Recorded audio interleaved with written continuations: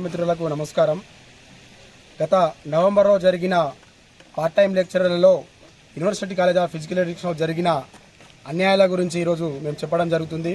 ఎందుకంటే part time లెక్చరర్లు ముగ్గురిని తీసుకురు, ముగ్గురు దగ్గర 2 లక్షలతోటి ఈరోజు OSD and university college of physical education principal ఇద్దరు అమ్ముకున్నారు.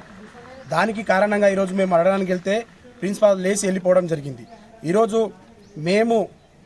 ఎందుకు ఈ ప్రెస్ మీట్ పెట్టడం జరిగిందంటే, గతంలో చాలామంది విద్యార్థులు ఎగ్జామ్ రాసినాం, దాదాపుగా 30 మంది ఎగ్జామ్ రాసినాం, ఇంటర్వ్యూకి పోయినాం.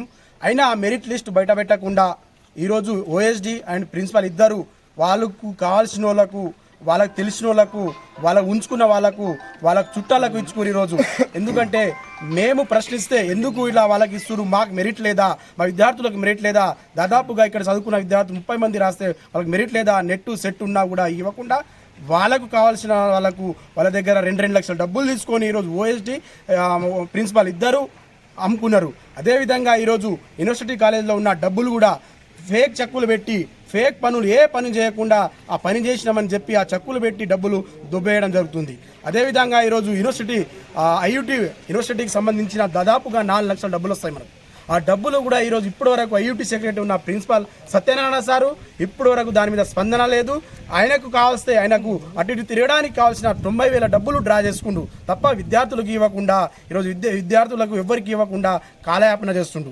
మేము ఒకటే చెప్తున్నాము, ఈరోజు రాష్ట్ర ప్రభుత్వాన్ని కూడా అదేవిధంగా ఇక్కడ ఉన్న వీసీని రిజిస్టర్ని కూడా కోరుతున్నాము.